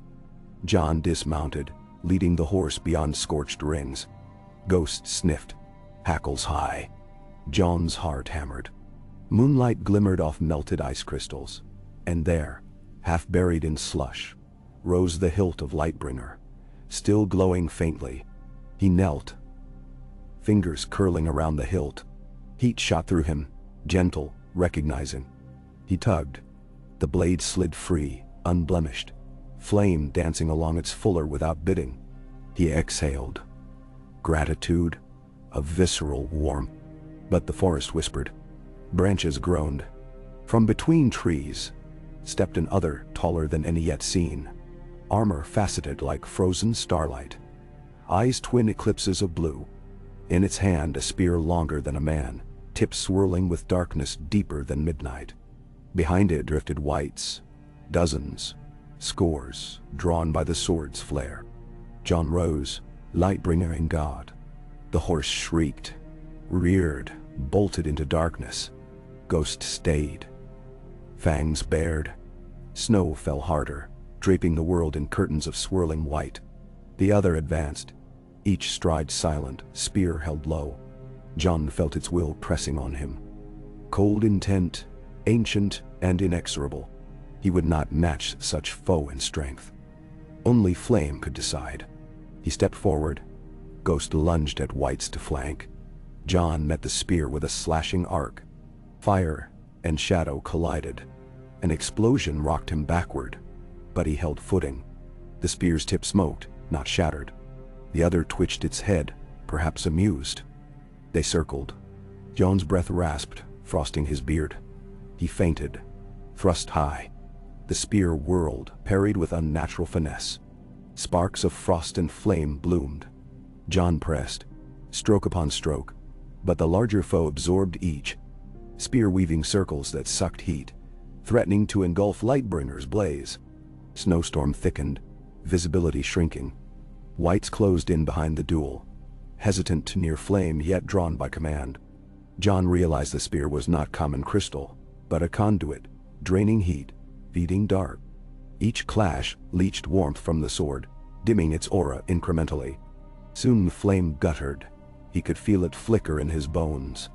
Desperation ignited courage. He ducked a sweeping strike, rolled beneath, came up inside the spear's reach. He slammed his left hand, dragonglass dagger first, into the other's armor seam at hip. The crystal sank with a crunch. Frostwebs spread across the plate as dark potency twisted. The other jerked, more surprised than pained. In that heartbeat, John thrust Lightbringer straight through its chest. A silent explosion. Fire blossomed outward, but this time tinged with violet and black. The other shattered, not into ice but into shards of pale crystal that evaporated before they struck snow. For a moment the storm paused as though inhaling. Then every wight collapsed, strings cut. Ghost snarled triumph and bounded back to Joan's side. He stood panting, sword dimmer yet alive, heat ebbing. The forest regained hush. Snow whispered. John wiped sweat, surveyed charred ground. He sensed no other near. But he had crossed half a league from the gate, alone, exhausted. Horse fled. The wall loomed as a shadow beyond swirling flakes, distant. He sheathed the sword, whistled for the horse, no answer. He began trudging. Each step heavy, boots breaking crust. Ghost padded beside silent guardian. Time blurred in the white void. He tracked by faint glow of Lightbringer through sheath, like a lodestar under the skin. Mind drifted, visions flickered. Blue sunken eyes, Winterfell bathed in dawn flame. Bran's face calm atop a weirwood throne. Arya walking a hallway of mirrors. Sansa crowned amid snowfall, dragons wheeling over broken cities. Prophecy pressed upon him like wind at his back. Shapes emerged. The wall's gate, torches blazing. Men shouted. Forms rushed forth, seized his arms, bore him across threshold. He let them. Strength depleted. Lightbringer clattered onto stone, flame snuffing to ember. Someone removed his cloak. Another pressed a blanket, Ghost barking with feral pride. Later he sat before a roaring hearth, cup of fiery Dornish in hand. Melisandre knelt to examine the sword. "It dims?" she observed. "It will burn again," Jon murmured. "Ate cost," she said. Jon met her gaze. "Everything has cost." She inclined her head, as though teacher satisfied with student's lesson. Days passed. Whites attacked less often, probing skirmishes repelled with fire. Black brothers found new faith in the flaming sword. Wildlings arrived from Tormund's camp, lured by tales, pledging axes for bread and hope. Northern banners appeared on the horizon. Karstark, Manderley, Umber, beaten men but willing. Jon greeted them, clasped wrists, shared ale by firelight. Each night, Lightbringer brooded at his side. Still no word from dragons, nor from Stannis. Ravens spoke of battle south, Bolton's rallying, Frey's plotting. But those squabbles felt remote now, rendered petty by storms of ice that hammered the gate every other dawn. On the 15th night, the sky erupted in curtains of green and heliotrope, auroras bright enough to read by. Jon stood on the parapet, Lightbringer unsheathed, its own flame bowing before the majesty overhead. Melisandre joined, face radiant. "The sky burns omen," she whispered. Two fires meet, the cold's false light, the true flame's call. Jon contemplated ribbons swirling above the haunted forest. Beneath those shimmering veils, he sensed armies mustering, entire horizons crawling with the dead. He turned to the Red Priestess. "We need allies beyond this wall. We need every house, every clan, every dragon. But the night may not wait. Now." "Then ride the dawn southward," she said. "Carry the sword to rally hearts. Leave a steward to hold the wall. A man of faith and iron. The flames show me one, a man lost now found, whose hammer will mend broken vows." "Gendry," Jon guessed, recalling the Baratheon bastard rumored to toil at a forge by the snows of Wintertown. She smiled that enigmatic curve. "Find him. Let the bastards of ice and fire stand together." Jon exhaled. "And after?" "After," she said, watching the heavens writhe. "The world will divide, as it ever has, between those who stand in light and those who kneel tonight. Lightbringer will choose which remains." He wondered if any man should wield such power. Yet he felt the sword's warmth steady, like a silent answer. Power unclaimed was power lost to shadow. The auroras pulsed, bathing both in spectral hues. Ghost howled beneath, sound lifting, caught by midnight wind, carrying across the wall, across the frozen miles where the others gathered, across kingdoms still ignorant. In that cry lived a promise, that fire would meet ice upon fields yet unnamed, beneath skies ablaze with doom and dawn alike, and that on that field walked a man, once a boy, once a bastard, now a bearer of flame who had sworn to shield the realms of men, not with walls alone, but with the very light of being. Jon Snow rested the sword across his shoulders, felt its weight like destiny forged in blood, tempered in ice, brightened by unyielding hope. No more words, no more doubts. Ahead lay war without measure. Behind, a wall of both prison and beacon. He descended to the yard to ready the world for dawn. A shiver of dawn seeped across the eastern horizon, pale rose bleeding into silver above the serrated peaks. Jon Snow watched from the wall's tallest turret, while the world below drifted in mist. The woods hushed and white as if coaxed into uneasy peace by the light. The auroras had faded, leaving only ghost-fingered clouds and a memory of radiant green. Yet in the castle yard below, men moved with redoubled purpose, banging pikes against frozen racks, funneling sacks of grain into wagons, hammering ice-slick nails into repair planks. Another patrol rode out under the black banner and direwolf's sigil, hooves crunching through fresh fallen powder toward Queen's Crown's abandoned crofts. The day smelled of pine sap and cold iron, but beneath both lingered the faint tang of ash. The pyres from 2 nights past, still smoldering in shallow pits. Jon tightened the wool scarf around his throat and descended spiral stairs made treacherous by frost. Lightbringer remained wrapped in oiled cloth on his back, its presence unmistakable, even shuddered, a humming ember against spine and shoulder blades. Ghost padded before him, nails tapping granite, tail a slow white pennant. At the base of the tower waited Melisandre, cheeks luminous in thin dawn, eyes fixed on something unseen beyond the stones. "They mass in valleys you cannot name," she said without greeting. "Each hour the dead swell as rivers and thaw. The wind brings them. The frost mothers them. Fire alone will break the current." She studied him, perhaps measuring the burden he carried. He had slept scarcely 2 hours, yet his stride held urgency, clenched jaw scoured of hesitation. She inclined her head. "You go south today?" "Yes." His voice rasped from cold and command. "I take 20 riders and Tormund's 10 quickest foot. East Watch's maester will guide us to the King's Road Fork. Gendry will meet us at Queen's Gate Forge. We press on to Winterfell, gather every banner that still answers the direwolf." He paused. "Come with us." Melisandre lifted her hands as if weighing flames. "The swords light blazes brightest where night is thickest. My task remains on this wall until your return. The flame will speak and I will listen." She hesitated, then opened a small leather pouch. Inside lay a single ruby, no larger than a teardrop, strung on a thin gold chain. "Wear this beside your heart. Should the darkness close its jaws around you, crush the jewel. The burst of fire will be seen even through storm and snow. I will come, and the sword will burn higher for the calling." Jon accepted the charm, surprised by the warmth of the tiny gem. He slipped it under tunic and mail. "Pray it remains unbroken," he said. Below the rampart, the company assembled.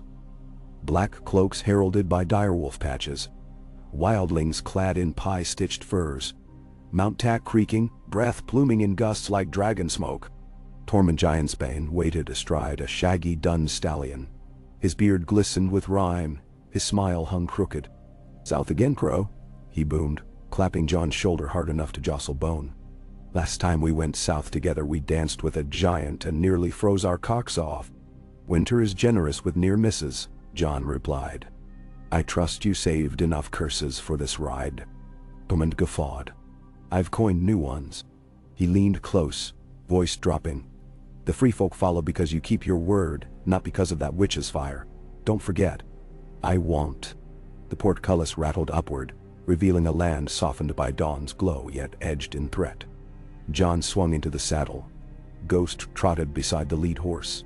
He raised a fist, then spurred forward. Hoofbeats thundered across the drawbridge and down the hard-packed slope, past stunted trees whose branches hung like arms bereft of prayer. For 5 miles they kept silent pace. Frost-whirled shadows fled behind snow hummocks. The riders skirted a frozen stream, crushed through brittle reeds, and gained the King's Road. a pale scar etched through endless white. No horns sounded, no blue eyes glinted from timberline. Even the wind seemed cowed by their urgency. By mid-morning, sun broke through gaps in cloud. The warmth proved illusory. The air remained needle-sharp, but golden light lent color to cheeks and courage to hearts.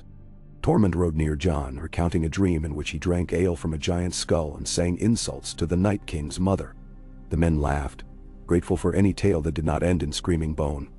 At Queen's Gate's ruined way station, they found Gendry waiting exactly as the flames had promised. He labored at a roadside forge beneath a makeshift canvas, hammering dragon glass into arrowheads that flashed smoke like purple. Steam billowed where hot metal met snow. He looked older than Jon remembered, broader of chest and darker of eye. Yet those eyes widened with same open surprise when Jon dismounted, snow swirling about armored boots. "My lord," Gendry began. "Call me Jon." He clasped the smith's forearm. "We ride to Winterfell. Will you come?" Gendry glanced at the half-filled crates. Glass shards shaped into spear points, sword blanks awaiting temper, leather bags heavy with twisted nails. "Aye," he said, "if you can spare a second horse for the steel." Tormund kicked a pack pony's flank forward. "Shall bear twice her weight on half an oat," he declared. "If not, I'll carry you both." They loaded tools and bundles, quenched the forge in snow, and pushed on. Noon came and went. Clouds clothed the sun, painting light the color of tarnished silver. At dusk they crossed Last Hearth's farmland, fields ghost quiet, hovels black-windowed. Ravens circled a collapsed barn, where weeds poked through glazed drifts. Jon sent 2 riders to investigate. They returned as darkness fell, grim. "Every soul dead," said Edric Rivers, wiping frost from eyelids, all flesh gone gray. "Blue eyes in the loft, but no life. We burned them." The smell clung even after they rejoined, the scent of charred rot that seemed to seep through wool and leather. Sleep found them in a stand of towering pines. They posted watch, built a narrow fire ringed by snow for concealment. Gendry rolled out a blanket but remained awake, sharpening a dragon-glass dirk in the flicker. Jon sat beside him, forearms braced on knees. "King's Landing feels another lifetime," said Gendry without looking up. The whetstone hissed along black edge. "I forged mail for Lannister gold. Believed gold would set me free. But gold means little when winter stands on your chest." Jon studied the flames dancing across the blade. "Gold feeds armies," he said, "but fire feeds life. You've traded the right coin." Gendry slid the dirk into a sheath. "I heard rumor you carry the true coin." He nodded at the cloth-bound shape over Jon's shoulder. "Is it what they say?" Jon fingered the hilt, unseen. "It is a sword that burns. Then I'd see it with my own eyes. Not now, when the night bites hardest." Snowflakes drifted through cedar boughs, landing on Gendry's black curls. "It burns brightest against dark," Jon agreed. He stoked the fire, sparks leaping into canopy where secrets perched.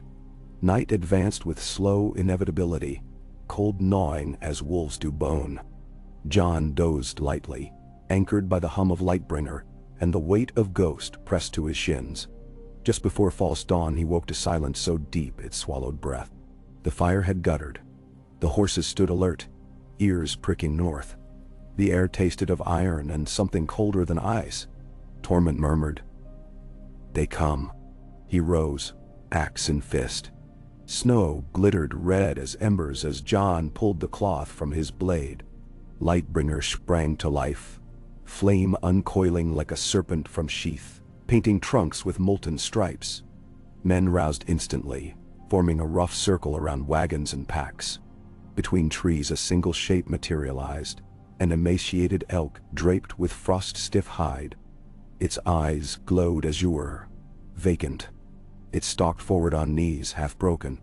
Behind it lurched wolves, men, children, all pale, dead. Their footsteps made no sound.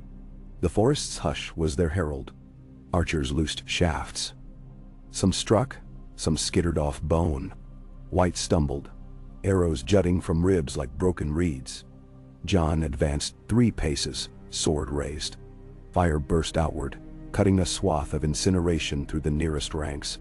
Limbs blackened, torsos crumbled to ash. Gendry tossed clubbed torches to wildlings, who swung them in tight arcs. Flames met flesh. Flesh fell. Yet more wights pushed in, relentless, faces anonymous in death. Then came a wolf larger than a bull, its hide riddled with thorns of ice, eyes blazing. It bounded over corpses, jaws aiming for Jon's throat. Ghost, shot from the flank, collided mid-air. The direwolves clashed in snarls and snaps, white fur versus decayed sinew. Jon spun around them, cleaving legs from torsos. Gendry's hammer cracked skulls, spraying shards like obsidian hail. A horn sounded far off, echoing across the woods. Not the Night's Watch pattern. No, this call was deeper, older, vibrating earth. The wights froze. Ghost sank fangs into the giant wolf's neck, its blue eyes extinguished. The corpse collapsed. A second horn note followed, and the dead retreated, melting into fog as though reeled by invisible line. In moments the glade stood empty, save steam and ash and panting men. Jon steadied his breathing. "Did you hear?" Torment nodded. "Call I've heard only once, beyond Frostfangs. They say the horn wakes shadows from stone. A horn older than the wall." A chill ran deeper than winter through Jon. But they had survived. He ordered a swift break. They quenched embers, saddled mounts, pointed noses north of west toward Wolf's Wood's outskirts. 2 nights later, Winterfell appeared, lights hallowing parapets, the banners of Stark, gray direwolf on white, and Manderley's merman rippling in evening breeze. The castle's walls looked newly patched, high walks crowded with sentries whose faces flashed relief seeing Jon ride in. The courtyard smelled of snowmelt and hay, and cooking venison. Scents that seemed alien after weeks of frost and burning dead. Sansa met him at the gate. She wore a cloak of shadowcat fur, auburn hair unbound. For an instant, she was the little sister who once begged him for sword lessons. She stepped forward, touched his cheek. "Brother," she said. "No more needed." Inside the great hall, fires roared in twin hearths, loaning amber glow to carved weirwood rafters. Lords rose as Jon entered. Manderley stout in blues, Karstark lean and severe, Lady Barbary Dustin in sable. Gendry stood by the doorway, wiping soot from his hands. Tormund shifted uncomfortably on polished rushes, scowling at tapestries. Jon spoke without ceremony. Of the battle at Castle Black, the forging of Lightbringer, the ring of frost shattered by flame. He told of the horn's echo in Wolfwood, of wights walking water at Eastwatch. His voice carried calm, but each image rang like steel on shield. The lords listened in stricken hush until even the fire seemed to dim. When he drew the sword, gasps rippled. Lightbringer flared, dancing reflection across gold plates. The hall warmed. Shadows fled. Sansa's eyes shimmered with tears she refused to shed. Lord Wyman Manderley, hand resting on his girth, bowed. "Winterfell stands with the wall," he vowed. "White Harbor's ships will ferry men up the weeping water. Our smiths will hammer dragonglass day and night." Karstark echoed support, as did Lady Dustin, though she added a pointed remark about Bolton wolves skulking near her borders. Jon replied with a promise. Any Northman who raised steel against his banners would face the sword's flame as surely as the dead. Plans unfurled through the night. Wagon trains, supply caches, messenger relays to the Umbers, glimmers of Lost House Hornwood's levies rumored hiding in high valleys. Gendry requested full access to Winterfell's ancient forge, buried since Roderick's day under disuse. Sansa granted it. At dawn, Jon found Arya in the Godswood, sparring with a straw post, needles slicing air. She turned, sweat shining on brow. "Thought the words, 7 hells were yours when I heard of flaming swords." She grinned. He opened arms. She leapt, hugging hard. They talked of Bran riding ravens over Skagos, of the Hound rumored in the Riverlands, of Sam in Old Town. But talk turned to war quickly. She would lead a cadre of scouts northbound, slipping behind undead lines. "I've worn many faces," she whispered. "Let the dead see none." Jon accepted, heart-torn yet proud. They knelt before the weirwood, carved face streaked by sap tears frozen mid-drip. "Old gods watch us," Arya murmured, "and new gods, and watchful eyes we can't name." 3 days later, their host assembled. 2,000 foot, 500 horse. A baggage train of grain, pitch dragonglass, and timber sledges. Above them rippled banners of direwolf, giants, krakens, spears, and lumbering mermen. Jon rode at the fore in boiled leather and mail, cloak trimmed by shaggy gray. At his side trotted Sansa, atop a gray destrier, Lady of Winterfell, but armored in leather with steel-bound cuffs. Gendry manned a mobile forge on a wagon near midline, smoke puffing from its vent even as hooves churned snow. They marched north, following King's Road, but soon veered west, crossing the White Knife on frozen fords, entering forest country. Wildlings joined from hidden camps, women with bows, youths bearing axes. Off the coast, sails of Manderly ships mirrored the sun like drifting shards of dawn. The plan: converge at Queen's Crown's ruins, establish a forward fortress supplied by river barges, then push toward the wall in staggered columns, so no single attack could cripple their strength. But Winter's cunning seldom bowed to plans. 2 leagues shy of Queen's Crown, word came of an ambush. Bolton remnants and renegade Karstarks striking the rear guard at twilight, blades stained red with envy. Jon wheeled his vanguard, charged through pines heavy with rime. The battle was brief but vicious. Steel against steel, snow churned crimson. Lightbringer burned, carving a path through armored traitors.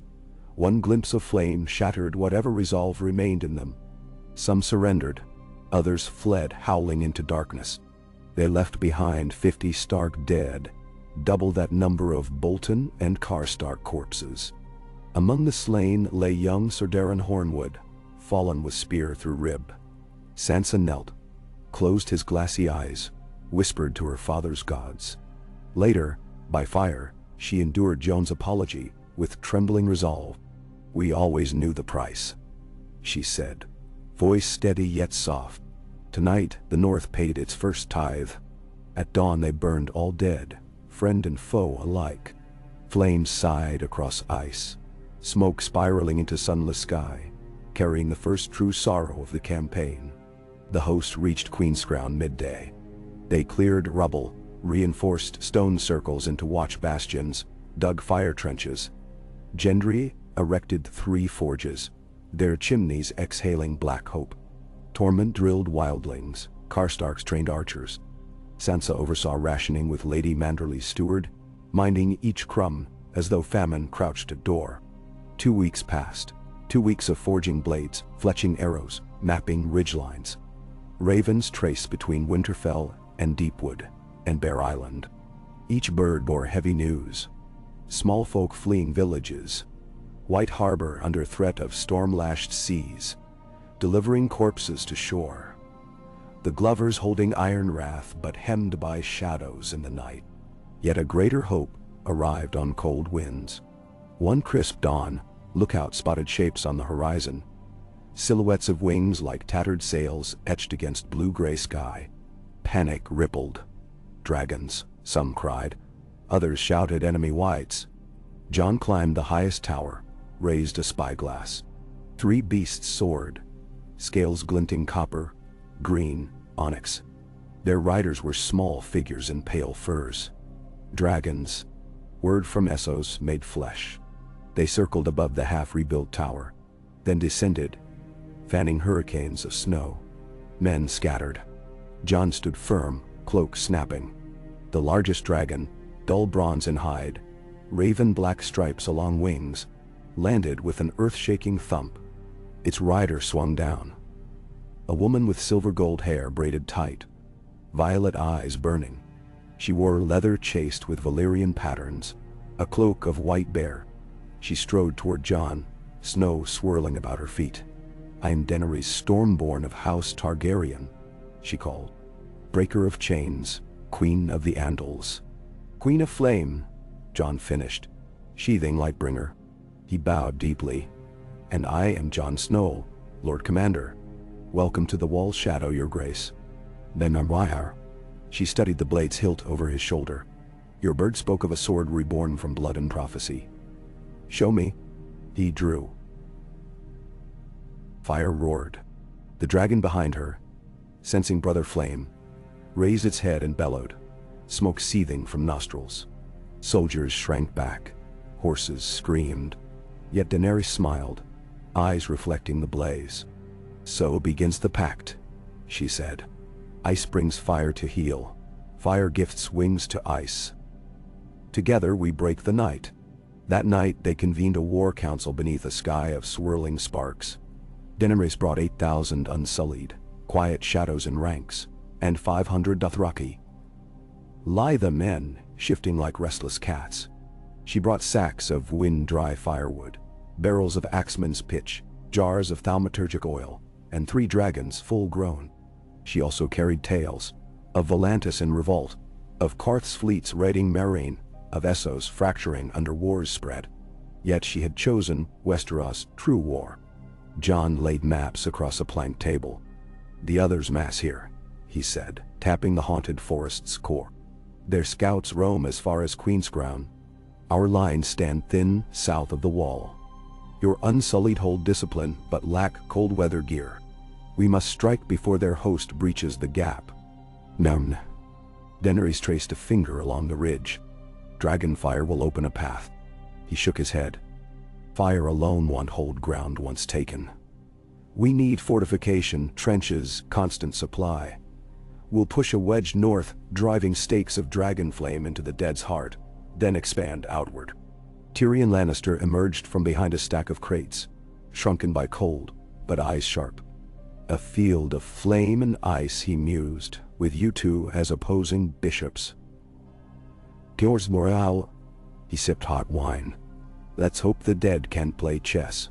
They worked through darkness, hammering strategy under flicker light. Gendry delivered first shipment of arrows tipped with needle-thin dragon glass. Davos Seaworth, having ridden north with the Queen, proposed supply flotillas up the shivering sea icebreaker lanes. Sansa oversaw messenger network. Grey Worm plotted unsullied phalanx positions. Tormund and Arya vanished into snowy gloom to scout. 3 days later, the army marched. Stark, Targaryen, free folk, unsullied, Dothraki. A tide of living flesh trudging through drifts that reached to knees, then thighs, then waists. Dragons flew overhead, cheeks reddening in their wake. Gendry's forged carts creaked at rear, coals glowing through shutter slats. On the 5th night, they reached the old White Tree village. Here the snow parted to reveal circles of standing stones carved with First Men runes. Grey Worm's scouts discovered fresh ice tracks, thousands of feet, clawed and bare, converging from every direction. They built barricades of felled trees, lined trenches with pitch. Jon patrolled the walls, anxiety a weight across shoulders. Near midnight, while snow fell heavy and muffled, horns sounded, not from their watchmen but from the north. 2 notes, then 3, then a dissonant 4th that set teeth on edge. Shadows danced among pines, lit by strange cerulean glow. The dead were coming in numbers unimagined. Jon mounted the rampart, Lightbringer drawn. Below, unsullied snapped to formation. Stark archers lined platforms. Wildlings brandished torches. Dragons swooped, fire igniting the gloom. The first ranks of wights emerged. Some rotted men, some bears with rents of winter in fur, even pale spiders the size of dogs scuttling on spindled legs. Flame met them. Dragonfire poured in torrents, melting snow into boiling pits, roasting undead until bones pop. But the host kept advancing, marching through flame as though heat were mere inconvenience. Ice magic shielded them, frost auras that hissed against fire, souls frozen deeper than any pyre could reach. Above the throng loomed 6 others on dead horses, blue swords singing, their eyes locked on the dragons. One raised a lance of black ice, He hurled it skyward. The spear arced high, trailing contrails of frozen vapor. It struck the green dragon, Rehegel, through chest. A scream split heaven. The dragon spiraled down, crashing behind living lines, shaking earth. Smoke, not flame, billowed from its torn breast. Daenerys cried out but steadied Drogon, diving to strafe the other. Fire engulfed horse and rider, but frost armor absorbed much of the heat. Still, the rider reeled, eyes flickering. On ground, Jon led a charge through gate, Lightbringer blazing. Gendry flanked with hammer, unsullied with spears tipped in dragon glass. They met the whites in cacophony of crackling ice and sizzling flame. Each stroke of Jon's sword left swaths of melting flesh. Whites crumpled, yet others climbed over. Tormund swung axe, splitting skulls. Arya darted, cutting tendons. Sudden cold slammed like stone. Another entered the fray, spear swirling patterns too swift to follow. Frost trailed each stroke, extinguishing torches. Jon faced it, flame rippling higher, blade incandescent. Their weapons clashed, sound like chimes of crystal and bell. Jon felt his marrow freeze where spear passed near. He answered with arc of fire that sheared arm from body. The spear dropped, the other shrieked, dissolving in whirlwind of shards. The whites around faltered. Yet victory proved fleeting. From forest depths rolled thunder, a shape colossal, segmented, a dead mammoth harnessed by chains of ice. Atop its back rode a towering other, draped in mantle of starglass. In its hands gleamed a scepter. Jon's courage wavered at the sight. The scepter pointed, ground cracked. A fissure racing toward the rampart. Beneath trenches flame erupted, then snuffed, replaced by geysers of supercooled mist that turned oil to brittle glass. Unsullied, cried out, as ankles froze into crusts, immobilized. Daenerys swooped Drogon low, flame streaming. The mammoth's hide ignited but kept advancing. Flesh sloughing yet bones pushing. The scepter-wielding other lifted a hand. A cyclone of razor snow engulfed Drogon mid-air, snaring wings. Dragonfire guttered to smoke. Jon saw doom unfolding. Lightbringer thrummed, urging forward. He sprinted across blood-slick snow, leaped onto the mammoth's tusk, scrambled up chain links as whites clawed at boots. Heat radiating from sword-seared rope, ice links cracked. He ascended, reached the creature's shaggy crown. The star-glass-mantled other turned, blue gaze void of mercy. Jon plunged the sword into its chest. A silence fell. Then, detonation. Light erupted in a column to heaven, white at core, haloed crimson. The other vaporized, the scepter exploded into shards. Shockwave rippled outward, white's frozen stance, then collapsed lifeless. The mammoth crumpled, legs folding. Jon, thrown clear, tumbled through air, landed in drift that swallowed him whole. He clawed free, lungs aflame. Around him, living soldiers stared in wonder as undead ranks convulsed and fell like marionettes cut loose. The dragons roared triumph. Drogon broke free of storm trap, soared into star-strewn sky. Unsullied cheered, wildlings whooped. Sansa wept open tears on rampart. Yet Jon felt no triumph, only dizzy weariness. He knelt, pressing gloved hand to chest. The ruby Melisandre gave him lay warm, unbroken. Lightbringer flickered dull red, flame reduced to ember. It had never dimmed so low before. He sensed its lifeblood spent, as if the sword shared his exhaustion. Grey Worm rallied troops, pushing stragglers into pursuit of fleeing shadows. Tyrion climbed a watchtower and waved a Stark banner torn but high. Arya found Jon, helped him stand.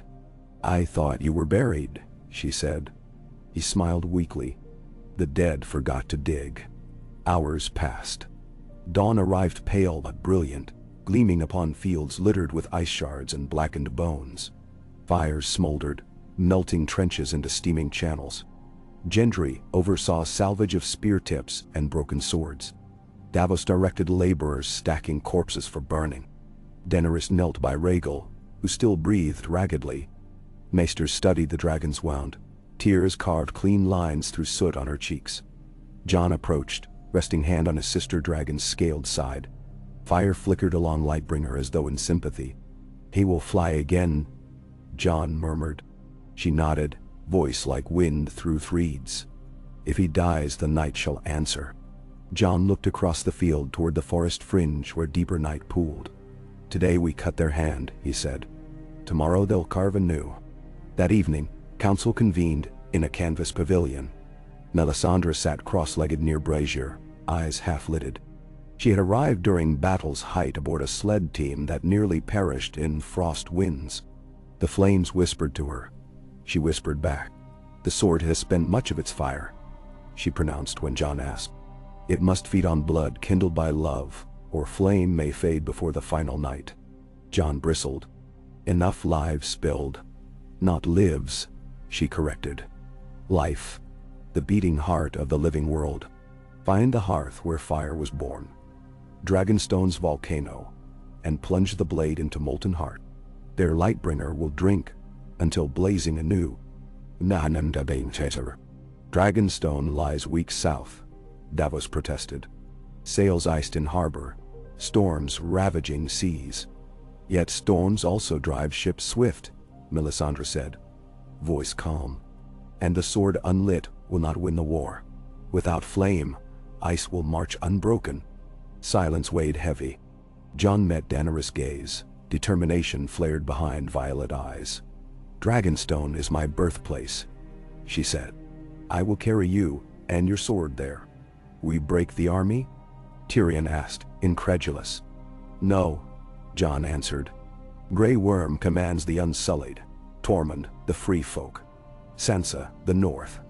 Daenerys and I fly south with a small escort. We return before the moon's next turn." Tyrion tugged beard. "I like it less than tavern wine watered thrice. But madness often saves a losing game." Plans laid, ravens dispatched. Camp slept uneasy.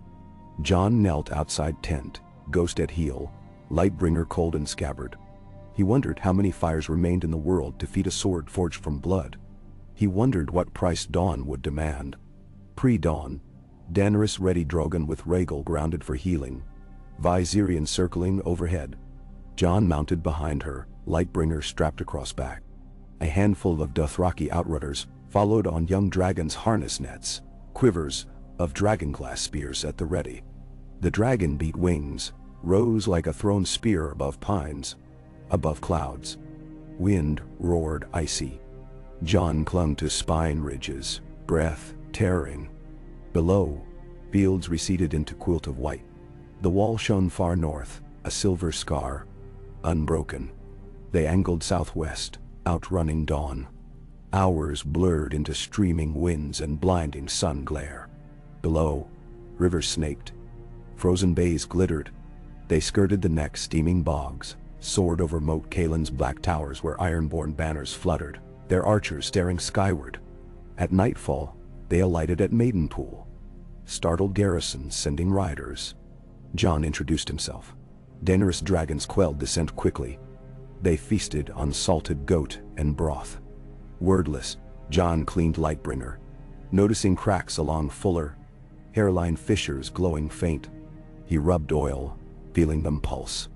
Next morning, storms brewed over Blackwater Bay, lightning flaring beyond clouds.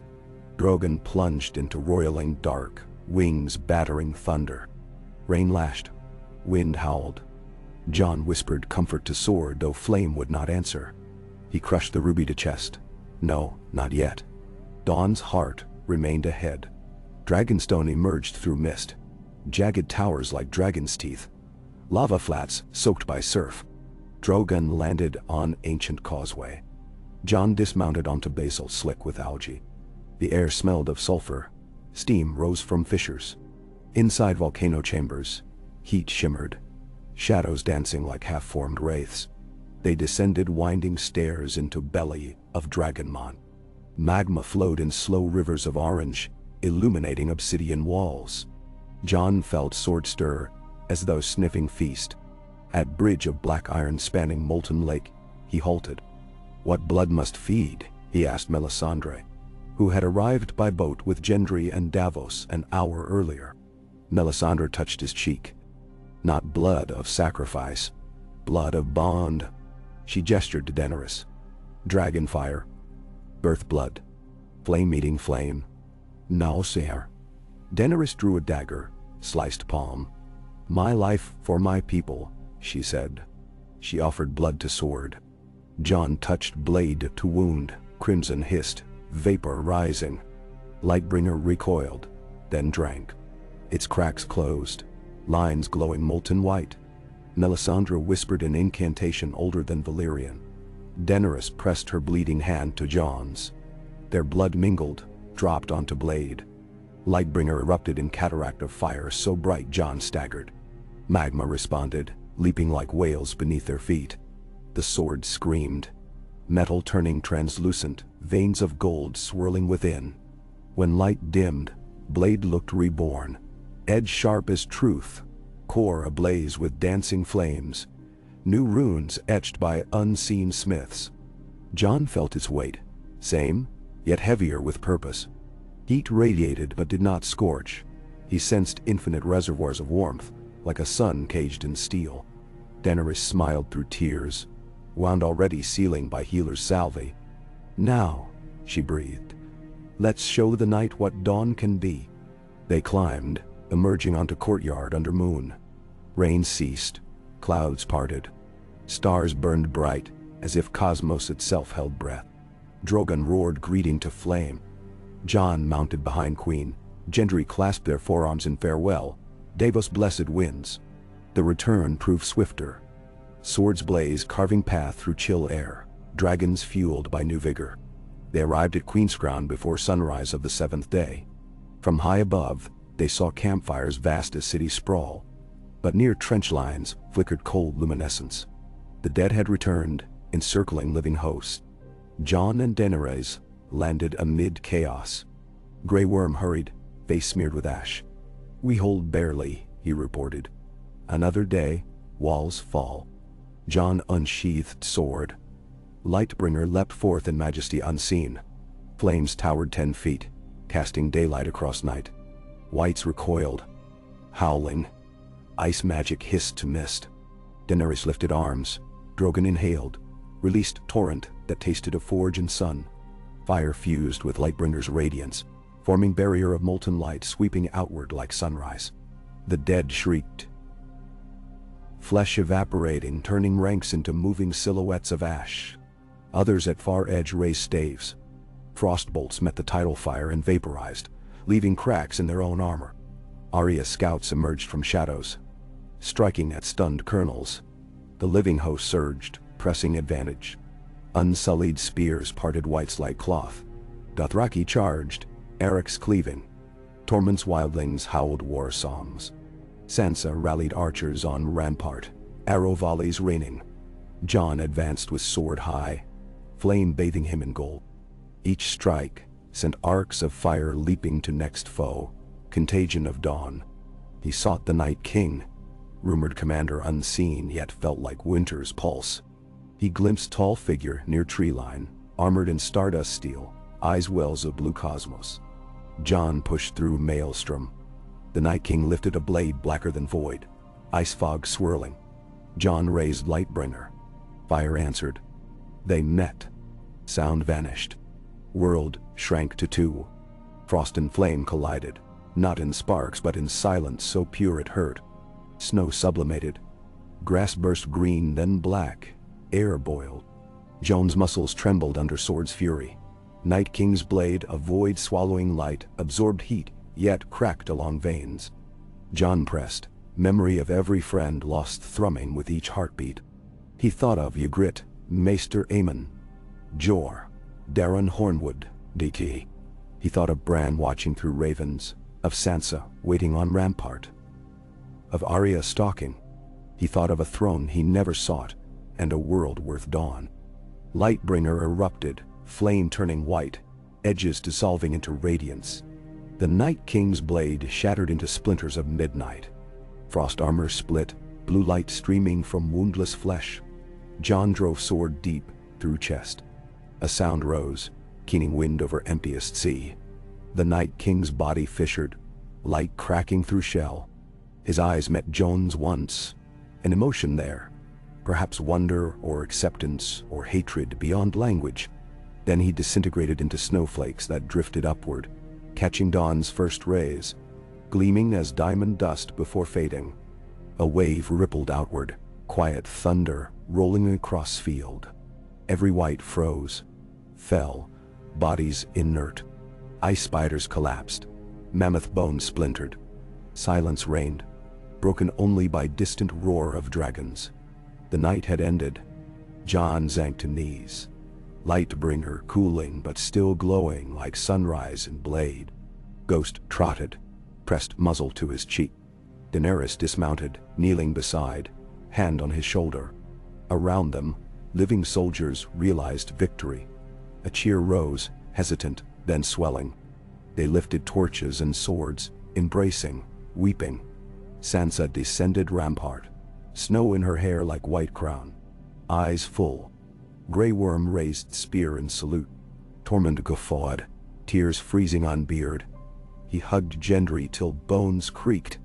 Melisandre stepped from shadows, ruby blazing Daniel. She met Jon's gaze. The dawn answered, she said. But dawn is beginning, not end. He nodded, exhausted yet alive. We'll rebuild in its light. She smiled softly, perhaps proud or relieved, then turned away. At edge of camp she removed necklace, let it fall.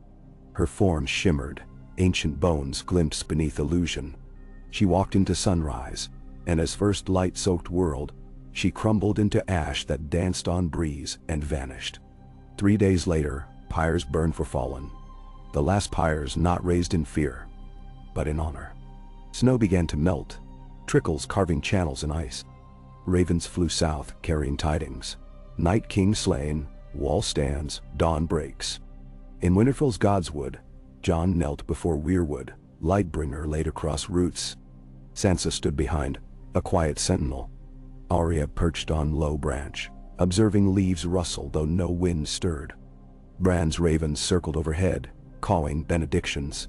I thought victory would feel lighter, Jon said. Winter leaves deep footprints, Sansa replied. He turned blade in hands. The fire still burned but gentle now, like hearth glow. This belongs to the realm, he said. Not to me. He plunged Lightbringer into damp earth at trunk's base. Flames seeped into soil, warming roots, melting frost. The sword remained upright, light pulsing slow, as though breathing with the tree. Red leaves quivered crimson and gold. Sap ran thicker, vital. Let the old gods keep its fire, Jon whispered. When night returns, they will know where to find dawn. Sansa hugged him, head on shoulder. Arya dropped beside, hand on hilt of needle, a silent promise. Ravens cried overhead as if echoing vow. Days passed into weeks, weeks into Wandspring. Snow receded, rivers swelled. Fields tilled by resurrected hope sprouted green. Word spread. The Dragon Queen and Wolf King would hold council for new realm in King's Landing's ashes. But for now, both remained north, walking ramparts, mending hearts. One evening, Jon found Gendry at forge, sparks flying. The smith wiped brow, smiled. Making plowshares, he said, for first spring planting. Jon watched molten steel pour into molds. Better than swords. World seems large enough for both, Gendry answered, eyes bright. Tormund prepared to lead free folk back beyond wall, praising crows and fires, and giant skull ale. Grey Worm sailed unsullied south to Neath, seeking peace. Tyrion scribbled charter of new council, quill racing. Davos taught children knots along white knife banks. Dragons nested on Dragonstone cliffs, wings healing. Lightbringer rooted by Weirwood glowed on nights when moon hid. Soft reminder that dawn lives even blind.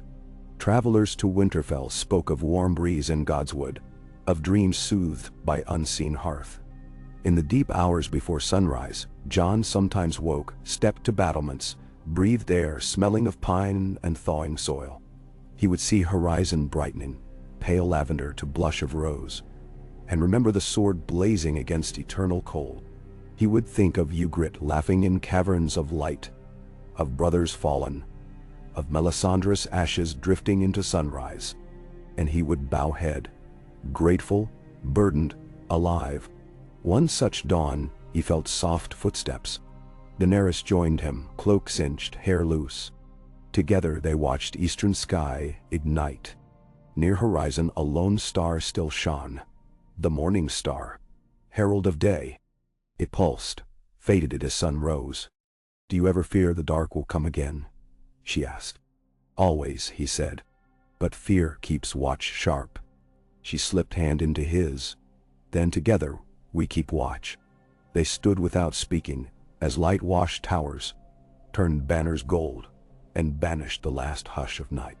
And far below in Godswood roots, a sword of flame slumbered in earth, waiting.